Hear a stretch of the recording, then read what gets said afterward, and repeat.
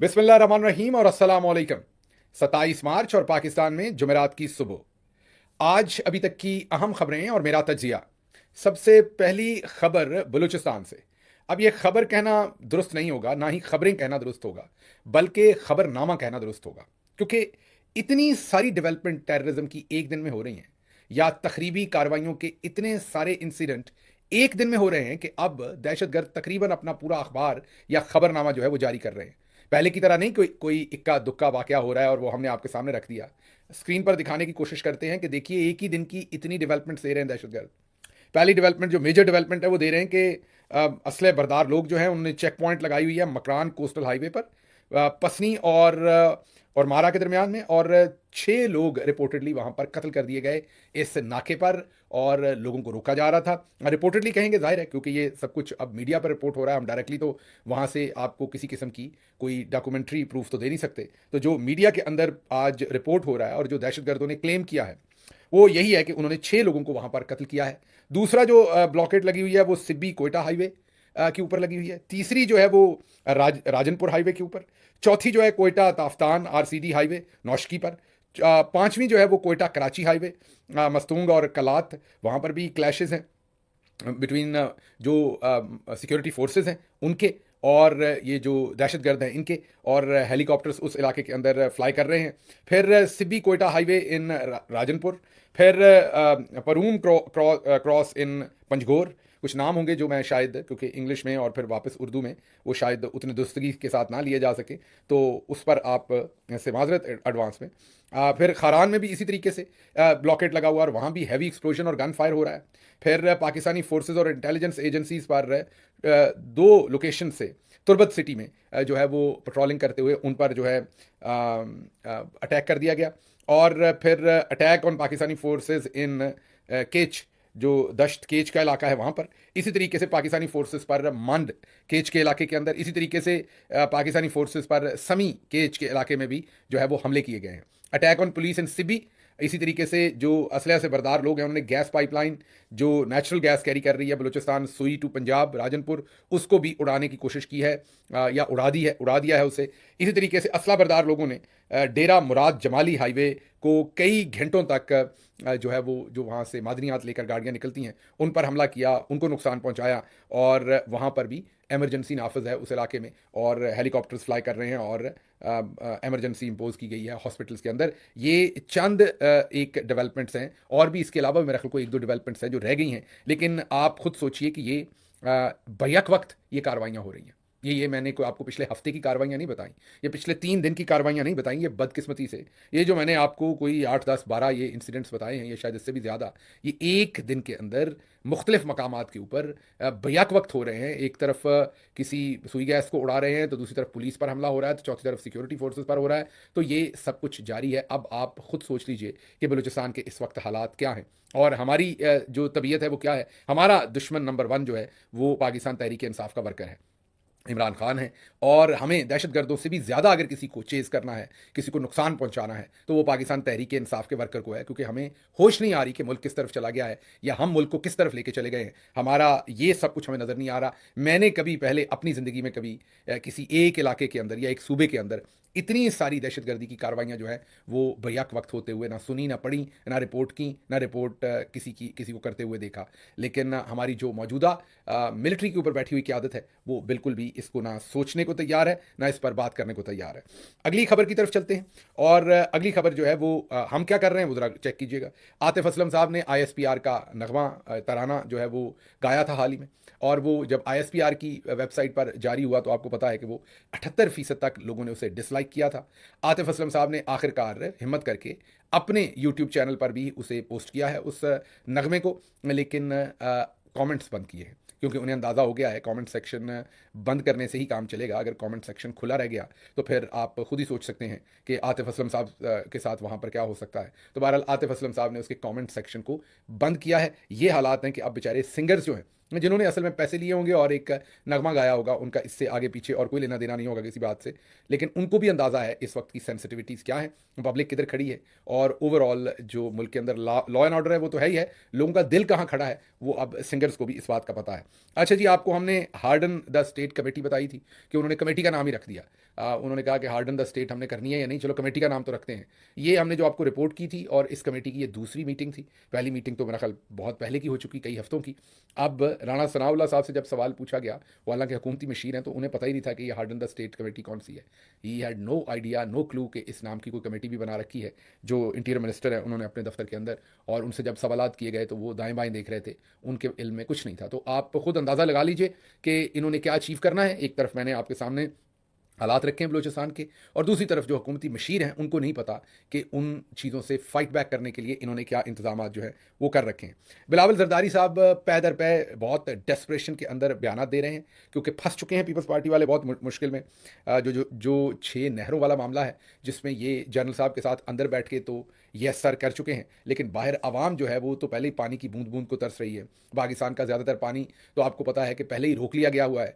जो थोड़ा बहुत पानी रह गया है वो उस पर भी अब जिस तरीके से नहरें और दूसरी सारी चीज़ों के कॉन्फ्लिक्ट शुरू हो गए हैं, तो जो सिंध की पब्लिक है वो बहुत सेंसिटिव है, बहुत रिटेलिएट कर रही है, बहुत रिएक्ट कर रही है। इन हालात के अंदर बिलावल जरदारी साहब जो हैं उन्हें खुद अंदाज़ा नहीं हो रहा कि वो किधर जाएं, क्योंकि वाले साहब जो हैं वो ट्वीट कर चुके हैं कि नहरें जल्दी बनाएं। उस वक्त शायद पता नहीं था कि इतना रौला पड़ जाएगा, और अब झूठे सच्चे मुजाहरे भी कर रहे हैं सिंध के शहरों में, और बयान भी दे रहे हैं। और अब उन्होंने कहा कि ना हम हुकूमत का हिस्सा हैं, ना ही अपोजिशन में है। ये तो हमारी समझ से बाहर है। कोई एक चीज़ तो चुन लें। ये क्या कोई आपका कोई, मतलब मैं क्या कहूँ, ये क्या है? आप कहते हैं ना हम हुकूमत में हैं ना हम अपोजिशन में, तो भाई क्या हैं आप फिर? कौन है? कोई तीसरी मखलूक हैं आप? मतलब कौन है आप? या आप हुकूमत में होते हैं या अपोजिशन में होते हैं, तो क्या कोई तीसरी मखलूक है? हमें बताइए, मतलब कि कोई क्या क्या चीज़ है आप? मतलब क्या फिर कहें आपको? मतलब आप अवाम हैं ये कह दें आपको? मतलब आप ये चाहते हैं? तीसरी कुव्वत तो फिर अवाम ही हो जाएगी बेचारी। तो समझ से बाहर है। अभी आपने 9 अरब रुपए लिए, शहबाज शरीफ से खबर आई थी। आपके हर एमएनए को 25 के 35 करोड़ रुपए जो है वो दिए जा रहे हैं डेवलपमेंट फंड के नाम पर, और तब आप हुकूमत का हिस्सा हैं। और जब आपने ब्लैकमेलिंग करनी है, अब आगे दोबारा बजट आ रहा है, आपने रेट बढ़वाना है अपना, तो ना आप हुकूमत का हिस्सा है ना अपोजिशन का है। तो हमने आपको चंद दिन पहले बताया था कि आप पीपल्स पार्टी इस तरह के काम करने शुरू करेगी।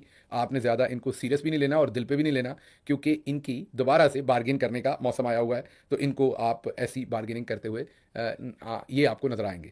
अगली खबर, जस्टिस बाबर सत्तार साहब ने अदालती अहकामात की खिलाफवर्जी पर डीजी इमिग्रेशन एंड पासपोर्ट और डायरेक्टर नैब के खिलाफ तौहीन अदालत केस में रिमार्क्स दिए हैं कि लग रहा है कि अगर आप पे तौहीन अदालत लगा दी तो आपको तमगा मिल जाएगा। क्योंकि उन्होंने कहा कि आजकल जिसको सजा देते हैं उसको तमगा दे देती है हुकूमत। वो मेरा ख्याल है जो डिप्टी कमिश्नर इरफान मेमन, जिसको अदालत ने सजा दी थी तौहीन अदालत में, और अभी तक उनकी सज़ा जो है वो पेंडिंग पड़ी हुई है, क्योंकि उन्हें स्टे ऑर्डर मिला हुआ है सुप्रीम कोर्ट से, सज़ा ख़त्म नहीं हुई।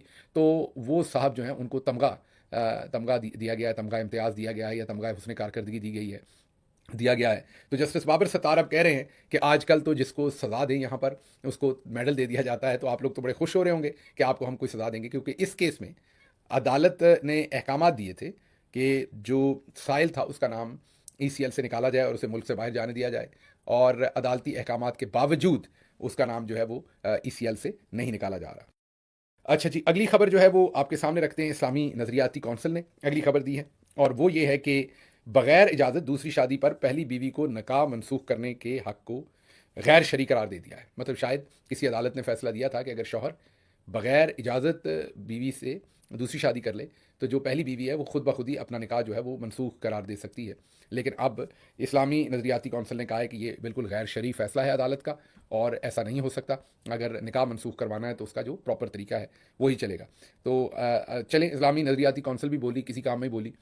इद्दत और निकाह के केस में तो आपने देखा खामोशी रहे।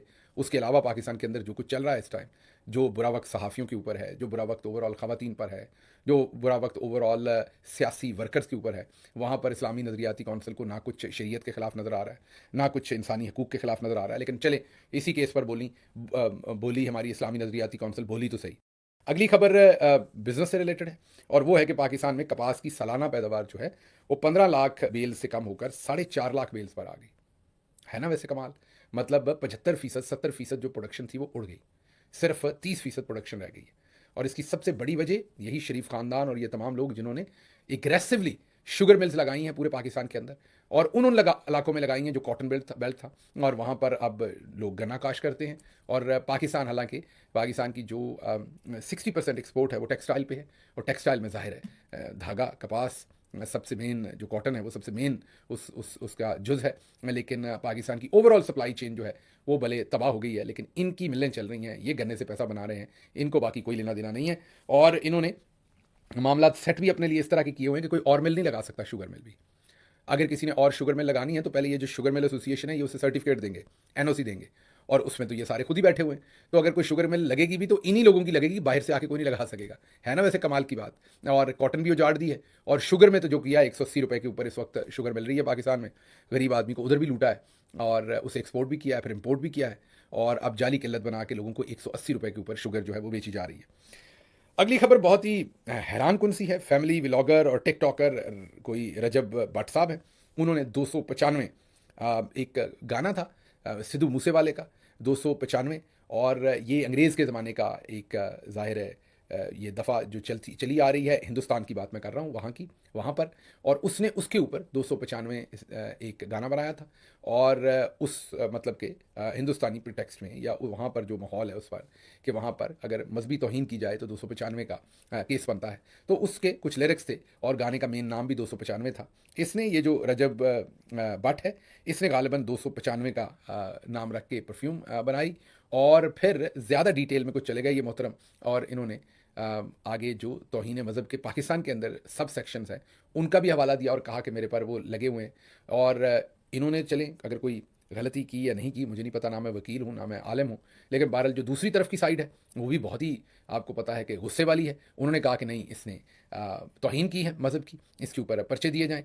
अब इसके ऊपर जगह जगह पर पर्चे दर्ज हो रहे हैं, और FIR दर्ज हो रही हैं, और अभी वो गालिबन इस वक्त उम्रे पर हैं। और वहाँ से उन्होंने पहले तो पाकिस्तान में कुरान करीम को सामने रख के उस पर हाथ रख के कसम खाई, और कहा कि मेरा मकसद किसी सूरत भी मज़हब की तौहीन करना नहीं था, और मैं अपनी परफ्यूम की जो ये लाइन है इसको भी बंद करता हूँ।